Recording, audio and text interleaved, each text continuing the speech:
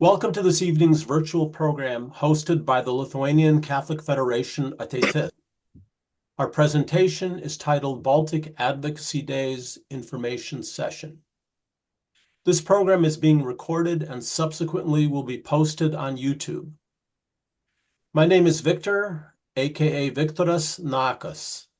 I'm a member of the board of directors of the Ateitis Federation. I will serve as program moderator.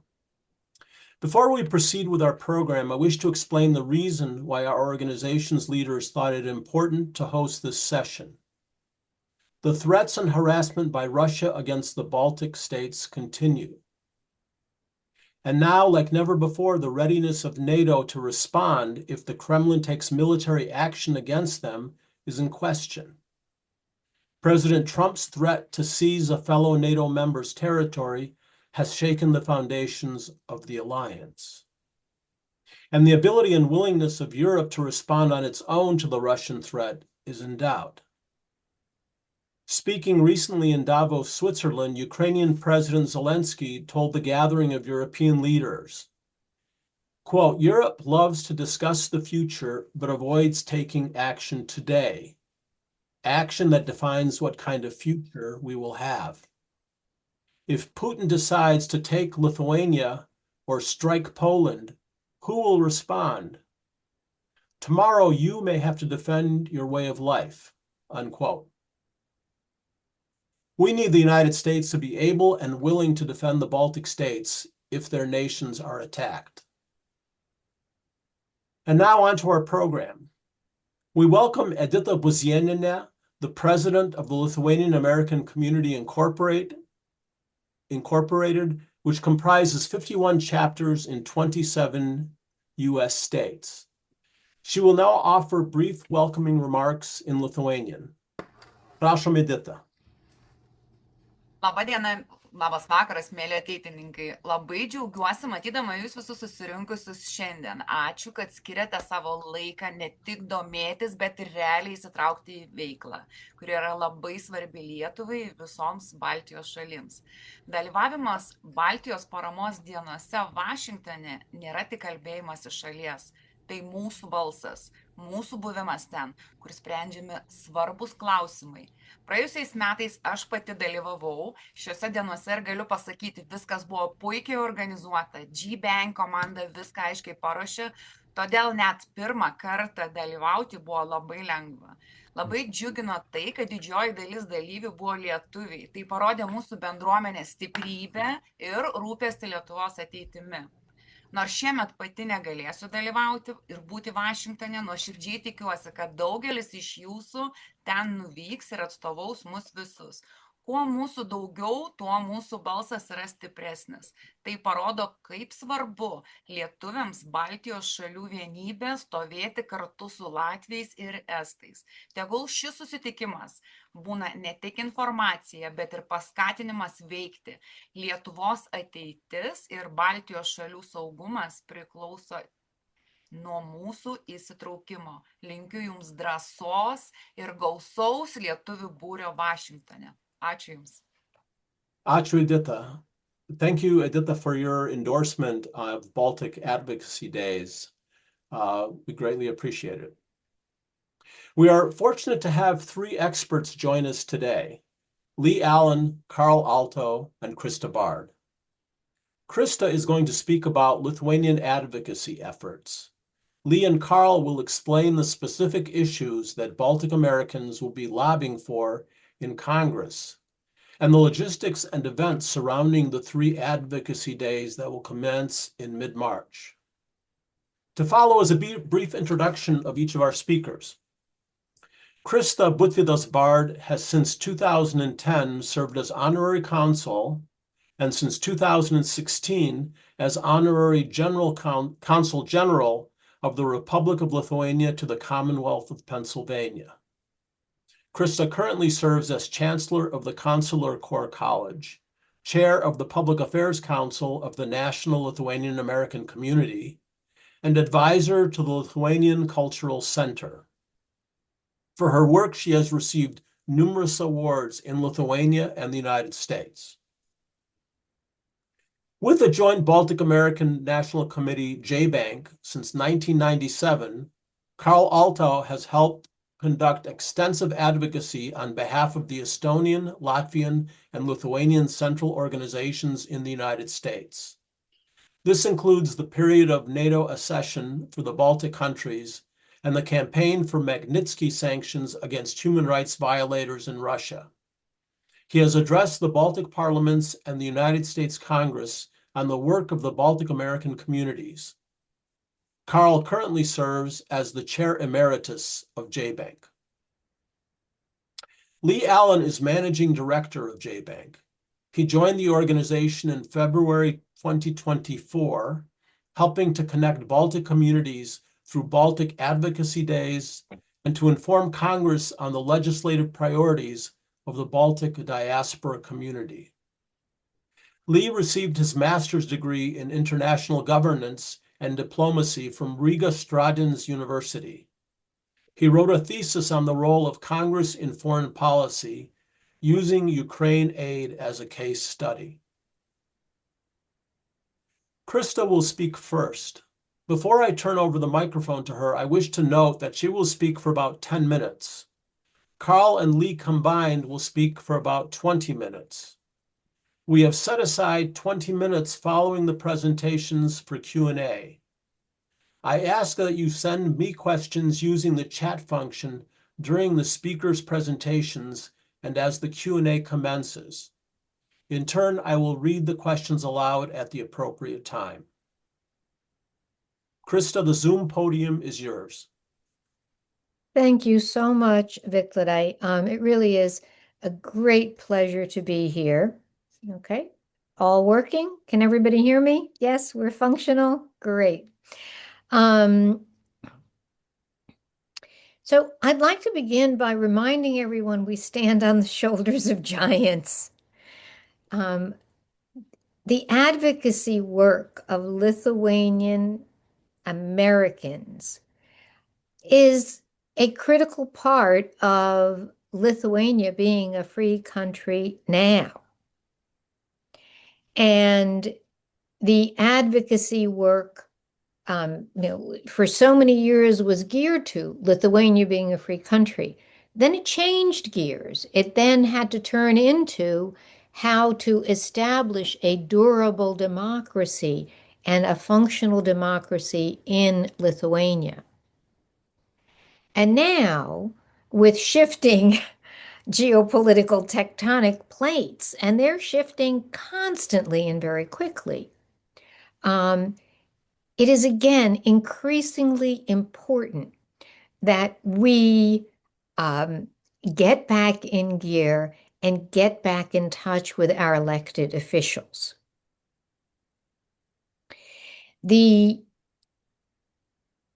There are a lot of questions and a lot of changes. I'd like to stress, though, that I don't want to be a fearmonger.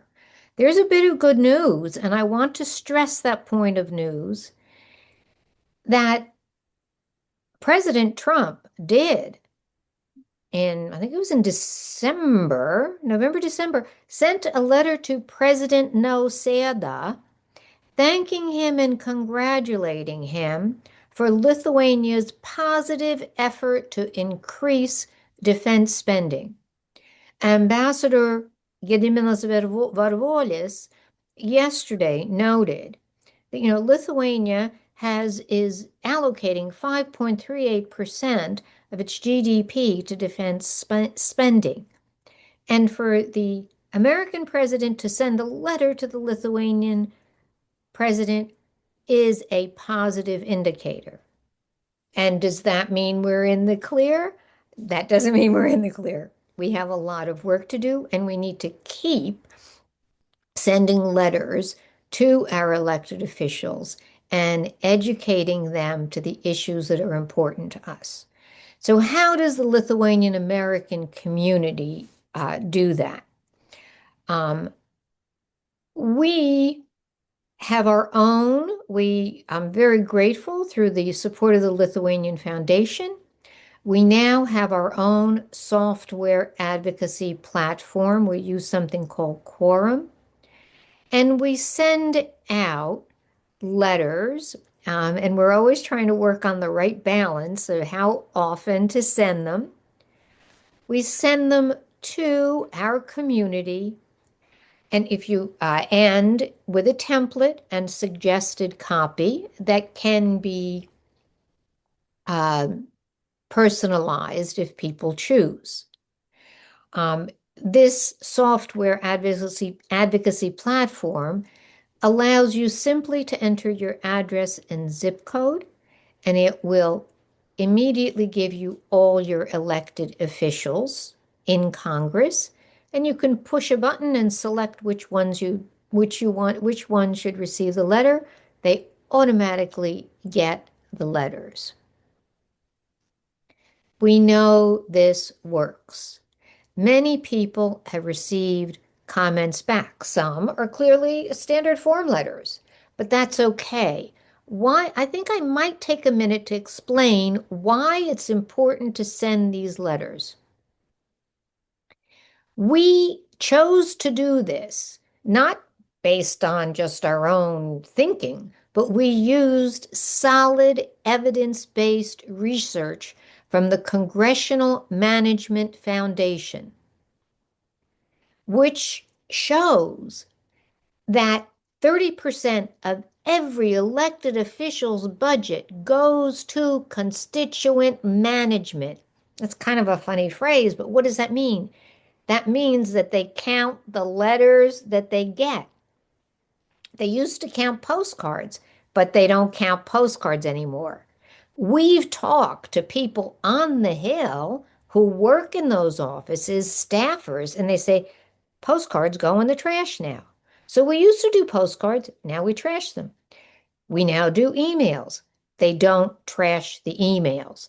They have to count them. They're obliged to count them so that their elected staff's obliged to count. So the elected official knows how many people are speaking up. Elected officials rely on this data to figure out how they should position themselves on a particular issue.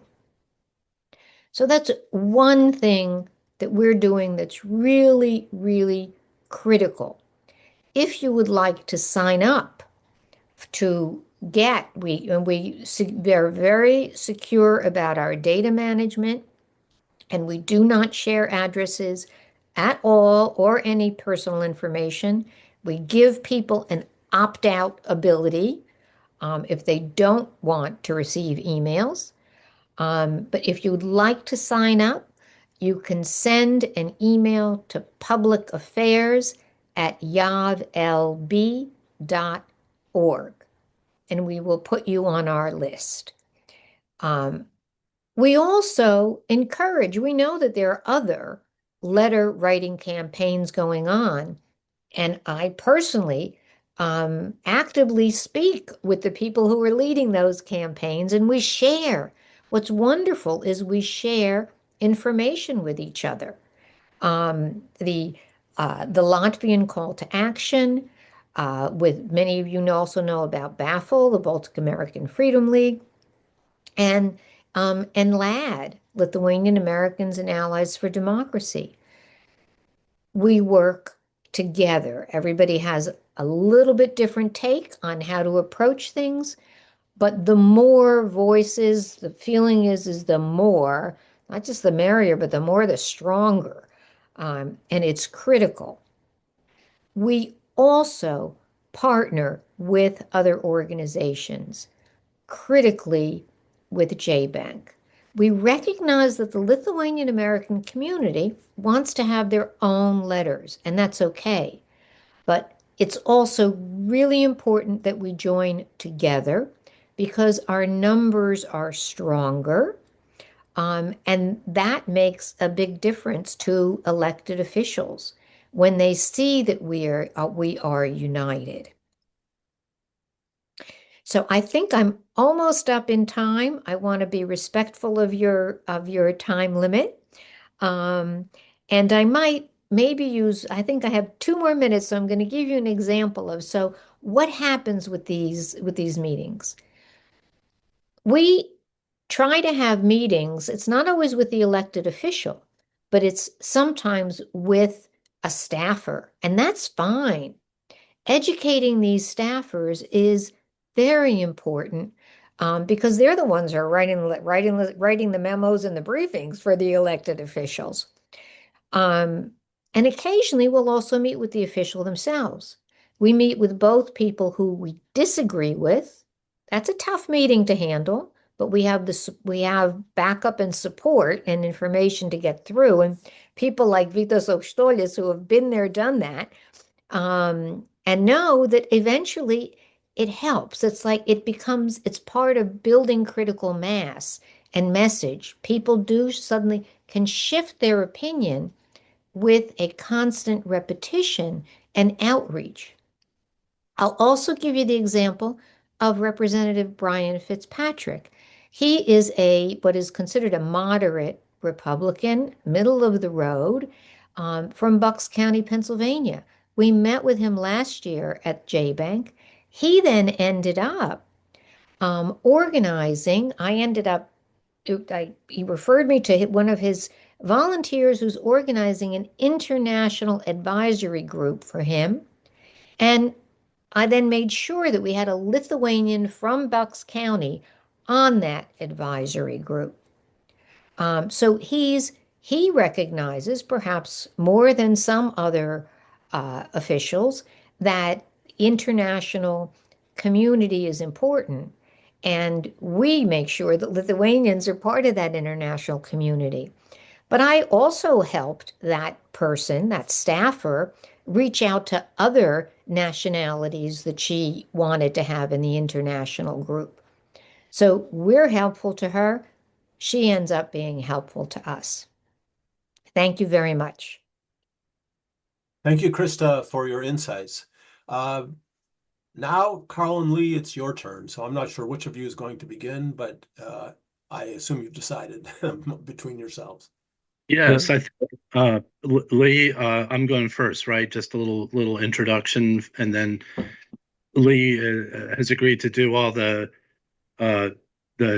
detailed nitty-gritty and about advocacy days themselves and the issues that we're working on right now. This is more of a general background about JBANC. For those of you who don't know us or aren't familiar, this is your opportunity, and also to join us in March for Advocacy Days. But we have been representing the Baltic American community since 1961, and these will be our 9th Baltic Advocacy Days in succession. So I think we've built sort of a brand on the Hill in the U.S. Congress. Because of COVID, we went hybrid for a few years and had some success with online meetings, but in-person meetings are really where it's at, and the face-to-face contacts and meetings are essential. I wanted to back up just for a moment and also to say thanks to Ateitis, the foundation, and to Viktoras and his colleagues, and also to say hello to Edita and Krista and Vitas also for your brainstorming and helping all of you to put this meeting together and giving us the opportunity to speak tonight. Maybe I just wanted to highlight a few things. I think I'll just agree with Krista wholeheartedly about what she said about cooperation and working together. And I think our outreach amongst ourselves is probably better than it's been. As long as I can remember, we're sharing information, and I agree we're all doing things maybe a little bit differently, but I think the end results are all ones that we commonly want to achieve, and that is good U.S.-Baltic relations, transatlantic security and stability, making sure that Ukraine wins, and making sure that we can be as effective as possible. The Baltic Security Initiative, which Lee is going to detail a little bit more, it has been our main vehicle for advocacy the past few years, and really it's all about security right now, and especially since Russia first invaded Ukraine in 2014, but the war that's been going on now for 4 years. So we all have that in mind. Lee and I, as part of JBANC, we're here in Washington. We get up to the Hill as often as we can. We're there many times a week. So I feel like we're kind of the eyes and the ears of the Baltic community here, and we're always happy to share information, to disseminate information, to make all of ourselves more effective and the Baltics known. The three Baltic countries certainly punch above their weight, and I think as an advocacy community here in the U.S., the Baltic Americans really do well, and that is really reflected in the great success and the interest in the Baltic caucuses. Our friends in the U.S. Congress, caucus membership in both the House and the Senate have risen dramatically in the last year and a half, I'd say, where we now have over 1/4 of the entire Congress is a member of their respective Baltic caucus. So the House Baltic Caucus, which is co-chaired by Congressman Don Bacon and Salut Carvajal, have been doing a great job.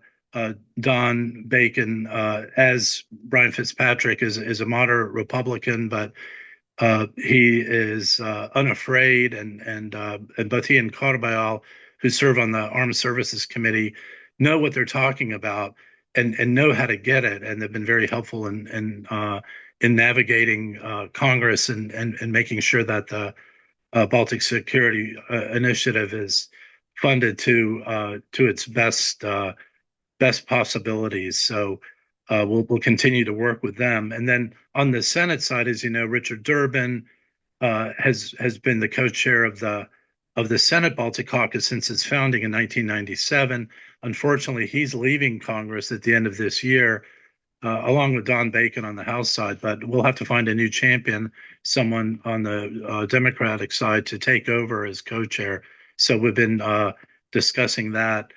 Also, Chuck Grassley is the Republican co-chair, and it's been great communicating with them. And the caucuses, as I said, are just a reflection of the great interest in Washington, but in the U.S. Congress for the Baltic countries. It means that many of the members of Congress have traveled to the Baltics in congressional delegations. There has certainly been an uptick, and certainly in the last 4 years, where we see more members of Congress, but also staffers who go to the Baltics. So we try to keep up with all of them, and make new friends, and make sure that they're aware of our interests, the interests of the community. We work together with the Ukrainian organizations, and Krista and Vitas and Lee and I meet weekly with the Central East European Coalition, and we can cooperate more closely with our Ukrainian friends and our Georgian friends and Belarusian friends. So there's a lot to do, and I think we're just getting back on track again, and being a more effective coalition of organizations. So I think that's about it for right now. I'm happy to take any questions later, and I'll just turn it over to my good colleague, Lee Allen.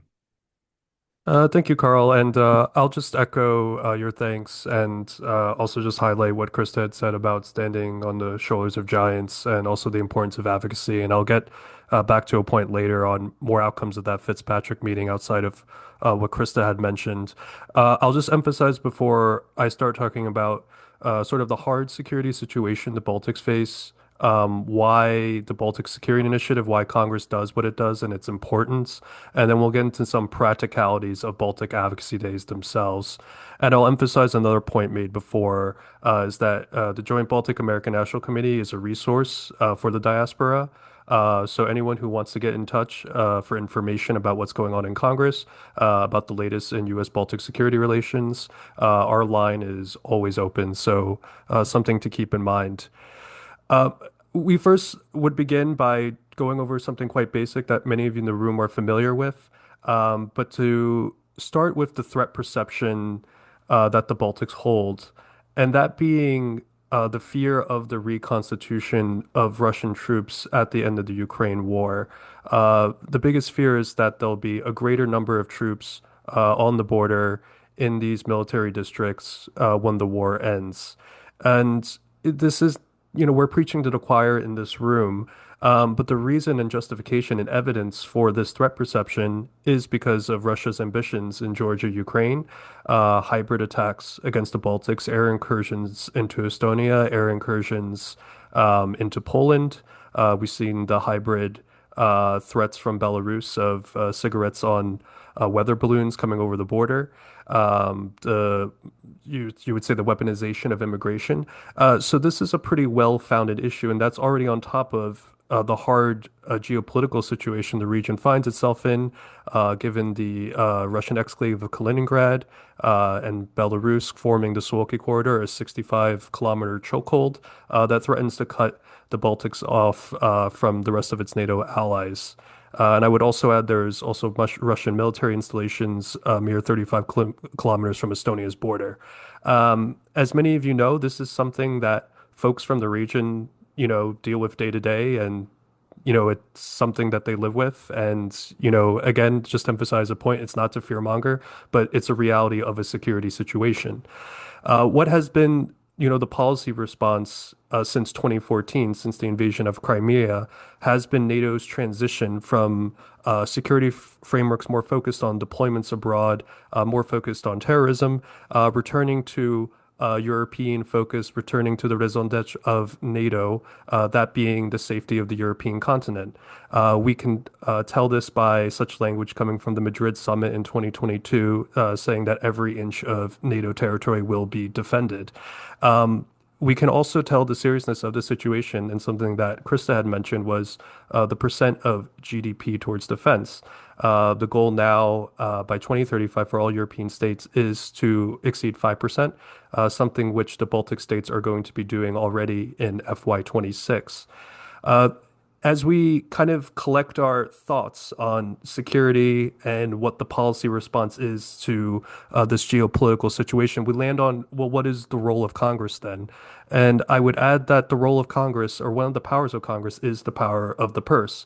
And this purse is what helps drive foreign policy, and it helps drive the U.S.-Baltic relationship. Something that has been mentioned before is the Baltic Security Initiative, which is part of DoD's budget on a yearly basis, in which approximately $200 million, or that's the approximate amount for FY26, goes towards procuring U.S. weaponry and being sent to the Baltics to enhance defensive capabilities. Some of these capabilities that are public, that are listed on language related to BSI and Congress.gov, are listed for you on the screen there. And you may ask yourself, what is the importance of U.S. security assistance? Well, that importance is the fact that having U.S. weaponry helps with integration with NATO allies. Secondly, we mentioned before about the new NATO capabilities that are needed. To reach those capability targets that the Baltics are trying to attain, it may even take more than 5%, unfortunately. So having security assistance programs such as the Baltic Security Initiative helps to close those gaps in capabilities, or those goals that are needed to ensure that there's like for like, how would you say, matching their Russian counterparts on the other side. And the question becomes, how do we advocate for things like the Baltic Security Initiative? And that's where Baltic Advocacy Days comes in. And Baltic Advocacy Days is not only about engaging with your congressional office, but it's about connecting with like-minded folks who share the same concerns about the security situation in Europe, but also who share Baltic heritage. In terms of what it's like to participate in these days, is that it features panel discussions and informational events. So on the first day of Baltic Advocacy Days, which this year will be March 16th, you'll be invited to take part in panels from local DC policy experts. These events typically involve any high-level Baltic dignitaries that are in town. So you might also get to meet some politicians that are visiting from the Baltics. The second days, which for this year is March 17th and 18th, features meeting with congressional offices. Typically, that's your member in the House of Representatives, as well as your two senators. These meetings last 20 to 30 minutes, and we typically, or for all meetings, we get someone who has Hill experience, who understands U.S. Baltic security policy to help guide the conversation. So some of the things that I discussed today and some of the information that we give participants on Advocacy Days, of course, we want you to know as much as possible, but we understand you're not going to be responsible for all of it. So we ensure that we give the room to our advocates, but we also put someone in the room to be able to fill in the gaps as necessary. And lastly, we host receptions that celebrate our Baltic diaspora. Last year, we were in the Senate Judiciary Committee room. We had a choir from New York who sung in Latvian language. This year, we're looking to organize a choir in Lithuanian language. And it's just a way of not only for us to enjoy Baltic culture, but also to demonstrate on the Hill and inform and communicate a form of soft power to congressional staffers and policy stakeholders as well. In terms of what these advocacy days look like, we can see here, this is Krista in the corner here, meeting with Representative, I believe this is the Representative Fitzpatrick's office, yes. And then we also have Vitas here. So they were two of our participants in last year's advocacy days. Then we also have Edita here at our happy hour, which is typically how we conclude our advocacy days. At the top center here, this is where we had our last informational sessions at the Hudson Institute. So we invited dignitaries, diplomats, think tankers to help inform our advocates on what security message would be most pertinent in Congress. In the bottom left corner, this is what a congressional office looks like. It's a small but very typical meeting space where our advocates will meet with congressional staffers and sometimes members. And in the top left here, this is our reception at the Estonian embassy. And we're having conversations with all three embassies currently to see which one of them would like to host us for our advocacy days. So in short, the Baltic Advocacy Days is not only about the advocacy itself, it's also about the community, the connection, enjoying one another's companies in the receptions, and also becoming more educated on security policy. So anyone who is interested in registering for Advocacy Days will certainly leave a link in the comment section here. And with that, Victor, I'll hand it over to you, and we'll certainly open to any questions.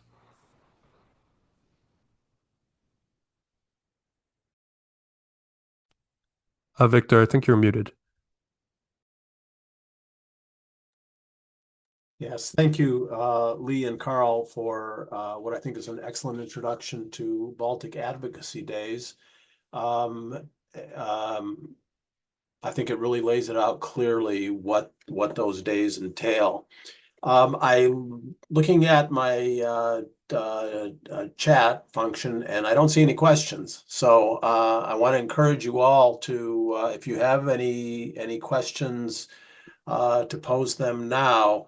I want to start out with one that's very practical question. For people coming from out of town, from farther away, there's some expense involved in a trip like this to Washington. And I'm curious if in hosting previous Baltic Advocacy Days, JBANC has done something to facilitate the visitors finding less expensive lodgings. For example, have you in the past found a hotel that's near Capitol Hill or a short Metro Rail ride away where people can get special rates? Or if not,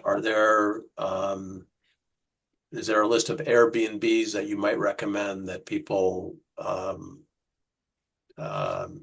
engage in for their stay? So anything that any light you could shine on that, Lee and Karl, I think would be helpful for those who have never been to Baltic Advocacy Days and are considering traveling to them.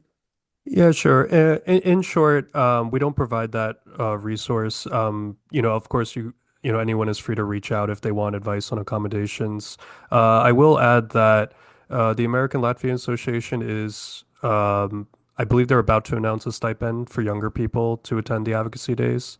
So that is something being done.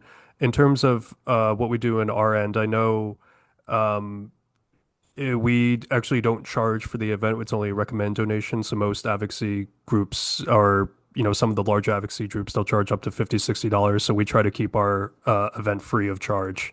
So, kind of those receptions and, free food or drinks, they're usually at cost to our organization. So, we do our best to provide, I would say, a respectful experience for the folks coming, because as you mentioned, it is an expense for people to come to Washington. Okay, great. Thank you. One question got from chat is the following. How many different meetings does each participant take part in? And can participants participate in fewer programs than what constitutes the whole program? Yeah, so we require March 17th availability because that's when most of the meetings will be. You will have a meeting with a member in the House of Representatives, as well as the two senators, in which you're a constituent of. So that's at a minimum. In terms of the trainings and the educational programs, those things aren't necessary, and obviously the receptions aren't necessary. Those are just social programs, to help folks enjoy themselves. Yeah, if I may add on that the trainings, though, are really a very helpful, if you can make it to the trainings, they're very helpful because they give you sort of a news update. So the information is really fresh in your mind, and the JBANC team does a good job in making sure that everybody who comes really does have the latest information and the status on what the points we're going to be talking about. Okay, So great. it's a great learning experience. Thank you. All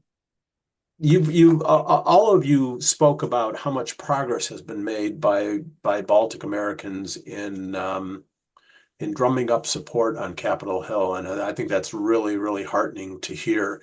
I would be interested in knowing what the most challenging part of your work is in drumming up support for the Baltic cause in Congress.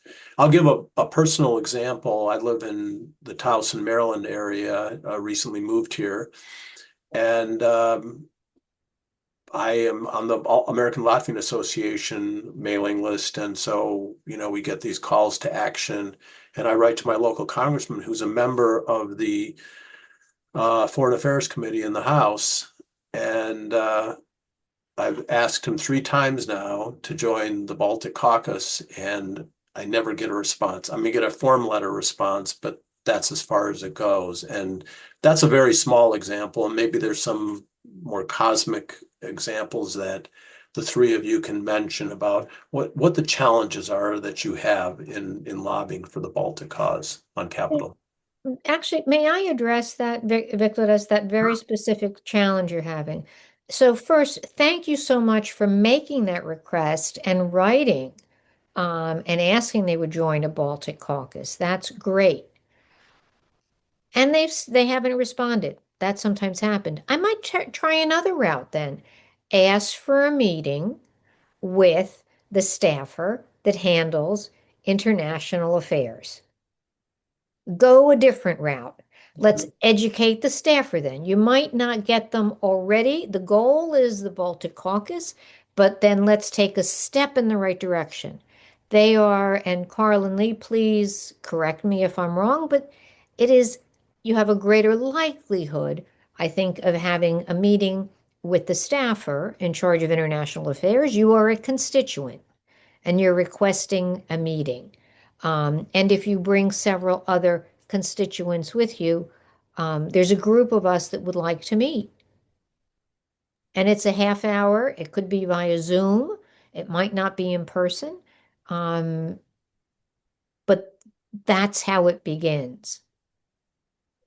Yeah, and I guess that's the purpose of advocacy days as well, is to sort of close that distance and gap. Because with letters are an effective tool, but they count by a quantitative method, as Krista was mentioning. If you send a letter or if you go in person, it's like kind of cutting off sort of the steps of communication. Because with a letter, someone has to read it.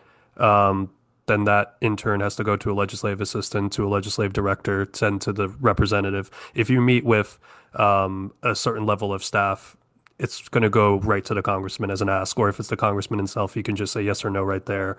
So that's kind of one way in which you can kind of close that gap in information flow. Okay, that's great. I do want to follow up though and go back to my original question, which was, what did the three of you, with all your experience on working on Capitol Hill, what do you find to be the greatest challenge in I know you've had a lot of success, but there have to be challenges too, and it'd be good for us to understand what are those challenges that you face. If I could just Mhm. if I could just go back to talk about the last point, the last point too, and that was it can't be accentuated enough that, excuse me, that constituents hold the keys to the castle. I'm sorry you haven't heard back, Victorus, but usually constituents get responses if we have a meeting during advocacy days with a member office, for a constituent. The likelihood of the staffer taking notes, of following up with you, taking action is so much higher than if we just walk in, ourselves to a meeting. So the constituent, is highly ranked and highly considered when you're dealing with Congress.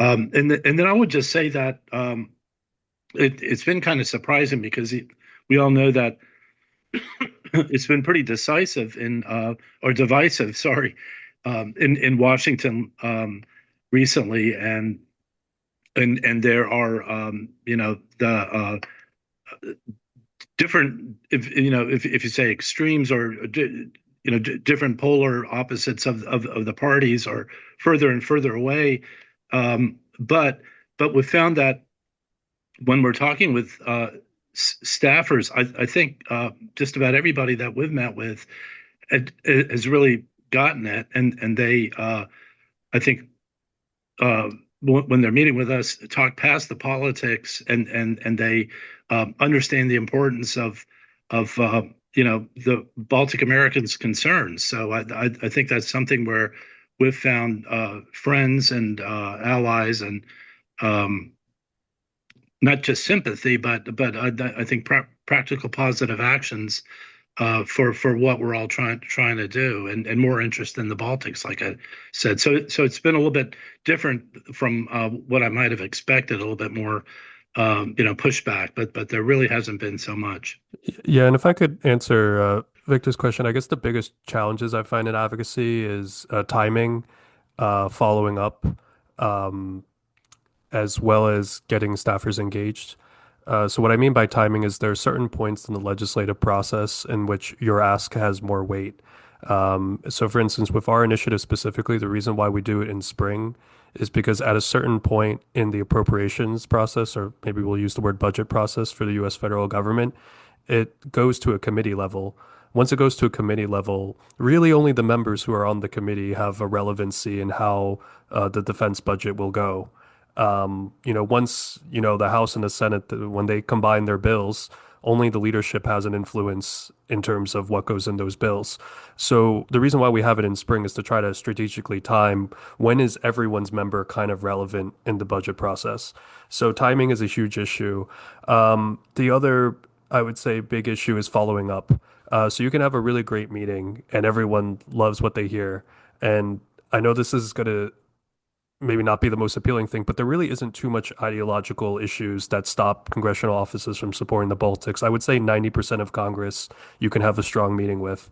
But you have to follow up with the staffer because the staffer and the congressman carry an array of issues, anything from healthcare to DHS to national security. So you have to make sure that somehow you're at the top of the inbox or try to be consistently there. And I would say, the last issue is, not getting a lot of pushback or not enough pushback. If the staffer is not taking notes, is not attentive, showing disinterest, it's very rare someone will explicitly tell you that they disagree with your issue. They'll just look bored is kind of the conclusion. So those are kind of, I would say, the three advocacy curses that we try to fight every day. Okay, these are great insights. Thank you. I want to move on. I don't want to have my questions dominate, and I do have a few that have come in the queue, so I want to make sure we get to those. One questioner asks, will the meetings with our congressional members be arranged beforehand? And as you're answering that, I want you to inform us, how often is it that at Baltic Advocacy Days you meet with your actual member of Congress or your senator, or are all the meetings with their staffers? I just want to make sure that's clear to people who haven't participated before. And also, and to get back to that question, will all the meetings be arranged beforehand? Yeah, that's a good question. So a week ahead of Advocacy Days, we try to send everyone the schedule. So you're grouped by state typically, and you'll go around as a state delegation to each of the meetings. In terms of percentage, I would say 10% of the time it's with the member. This year, we're going to try to ask for meetings earlier to try to improve that percentage. So that's something we're trying to improve upon in-house as well. And I'm sorry, what was the last inquiry about meetings? Well, yeah, I think you answered the questions beforehand, and my add-on, which was, are you actually meeting with members? Oh, and the last thing I'll add is sometimes meetings can come up or things can change just because a vote can come up. So you do have to come in with an open mindset and be flexible. So 90% of meetings don't get touched from when they're sent, but of course things can change. Okay, so just to You're not going to know your meetings in advance of your coming to Washington. You may not know who you're meeting with, but when you get to Washington, Karl and Lee, it may happen that day because the meetings so you're not going to know 2 weeks in advance who you're meeting with. You will definitely have meetings, and that was a hard part for me, kind of to get used to. But you will get your meeting schedule maybe a couple days in advance. Would that be right? Yeah, we're trying to Yeah. do a week because we understand that it's Yeah. more you want people to know ahead of time, but yeah, but you'll definitely know at least a day before or 2 days before 90% of the schedule. Okay, so again, just to clarify this issue, if you have some folks who are coming from the state of Illinois, and one person is hoping to meet with their specific member of Congress, when they come to Washington, hopefully you will have been able to arrange a meeting with that member of Congress.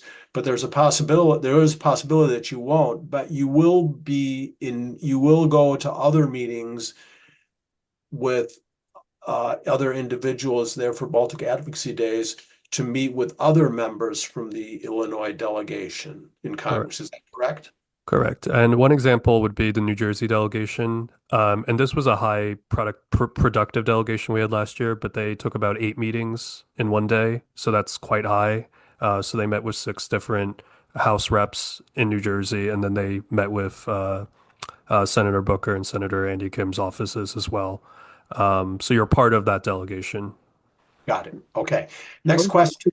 Victor, just one of the nice things of being in Congress is that you have these unexpected sort of surprise opportunities of meeting with people on the Hill, like the same New Jersey delegation. If they were fully booked, but they happened to be walking by Congressman Don Bacon's office and saw him there, just totally unscheduled, and had a chance to chat with him and take a picture, and that was kind of the added benefit. Some of the more memorable meetings I've had have been 15-second elevator rides with a member of Congress. You can tell them because who they are because they're all wearing these big round pins, and you might recognize somebody. And if you do, you can say, "How's it going? Thanks for supporting the Baltics," and that might stick in their ear. Okay, that's great. Okay, another question, a multi-part question. This year, what is JBANC specifically asking U.S. congressmen to do with respect to Eastern Europe? That's question one. And then the follow-up is more U.S. military aid for the Baltic states, larger U.S. or NATO troop deployments to the Baltics, allowing NATO countries to send U.S. long-range missiles to Ukraine. These are the questions that are popping up in this person's mind as to what specifically are you asking U.S. congressmen this year to do with respect to Eastern Europe? And is it mostly a continuation of what you asked for last year, or are there new wrinkles, new things you're asking for? The two biggest priorities for the Baltic states is the Baltic Security Initiative as well as force posture, which is the troop deployment that the question was referring to. In terms of Baltic Security Initiative, the three Baltic embassies asked for 375 million. They got 200 million the last bill, or if this current defense bill passes, they'll get 200 million.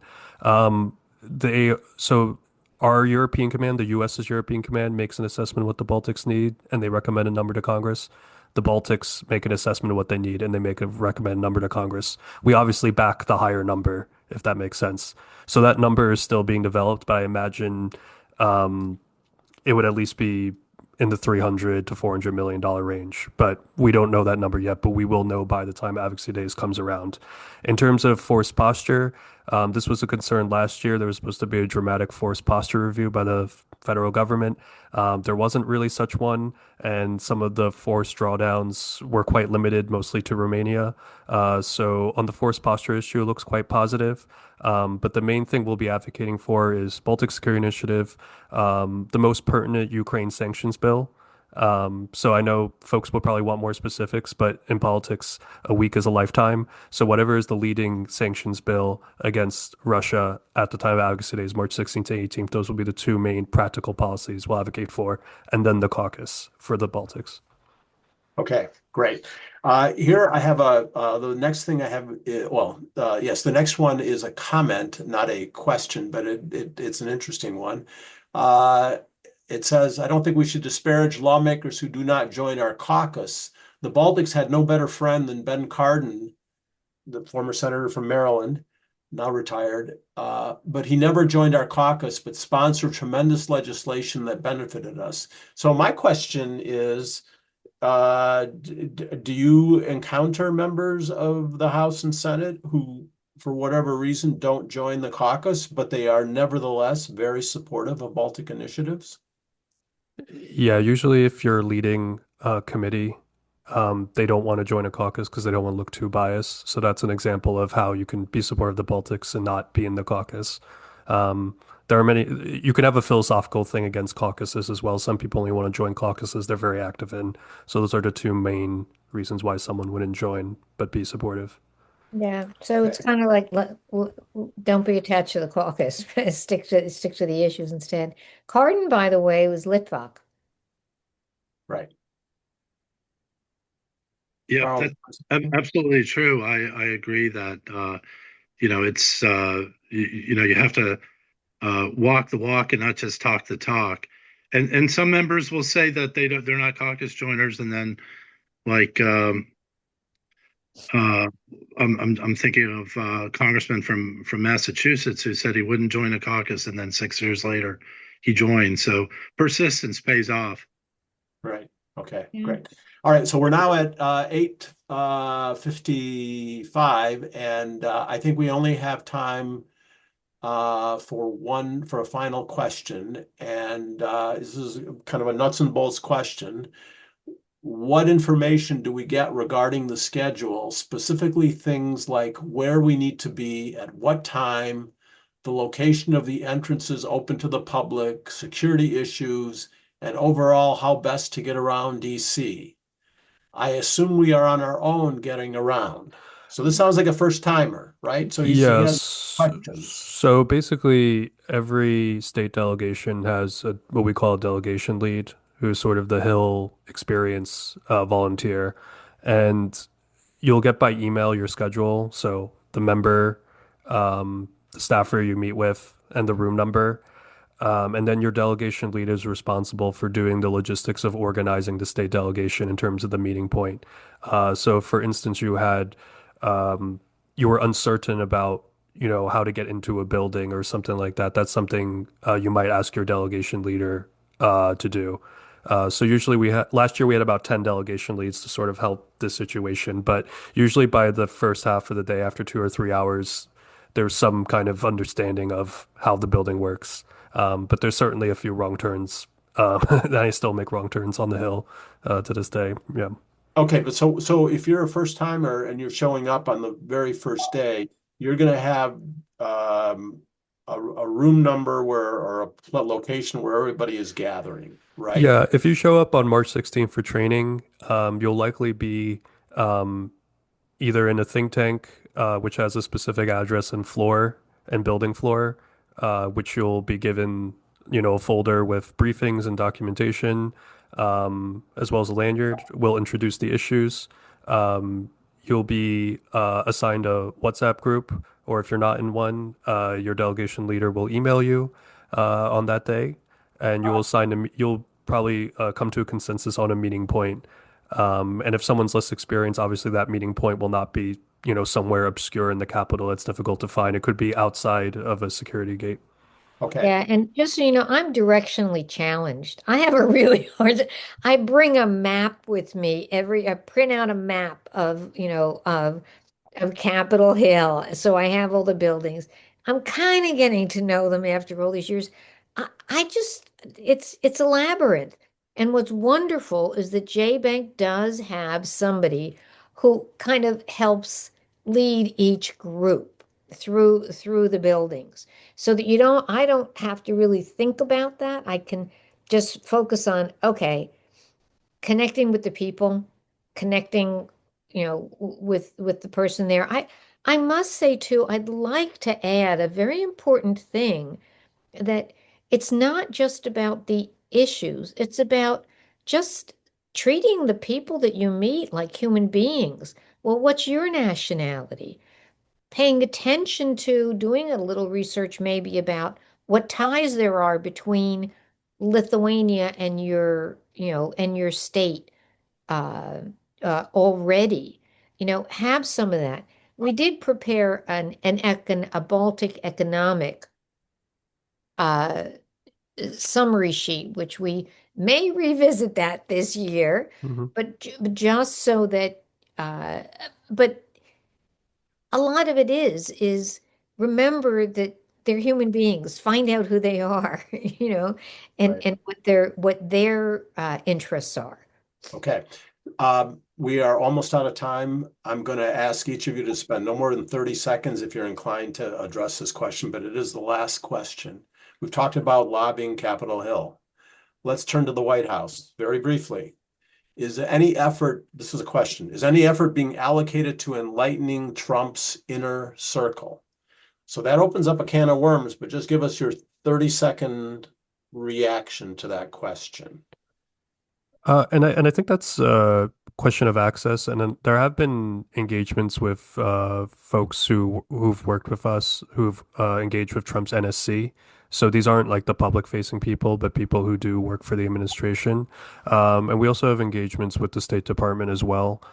So these aren't like the caricatures that you see on Fox News, but sort of the people who work in the executive at times. We've even tried outreach to the Christian leaders who had a great success in having in changing Trump's mind. Who there's a group of them, and they did change his mind on the Ukrainian children, and so we're looking for avenues constantly about who can, who's an inroad. Okay, great. Carl, any closing thoughts on this question? No, I'd just say the same thing, that I think most of our outreach beyond Baltic Advocacy Days, which is focused on Congress, most of our outreach is with the State Department, and we do a couple things during the course of the year where we engage with them, and certainly when new ambassadors get ready to go to the Baltics, that we try to have briefings with them too on the way out, and stay engaged with them in the embassies in the Baltic capitals. Okay, great. Listen, so we have to end this program. I want to express my sincere thanks to all three of our speakers. I thought your presentations were really interesting. I think everyone will agree. I thought this discussion was fascinating, and it shows not only your expertise, but I think for those who are considering participating in Baltic Advocacy Days, I hope you're coming away with the impression that you'll really be in good hands, and any sacrifices you make in traveling to them are going to be well worth it. So thanks again to our speakers.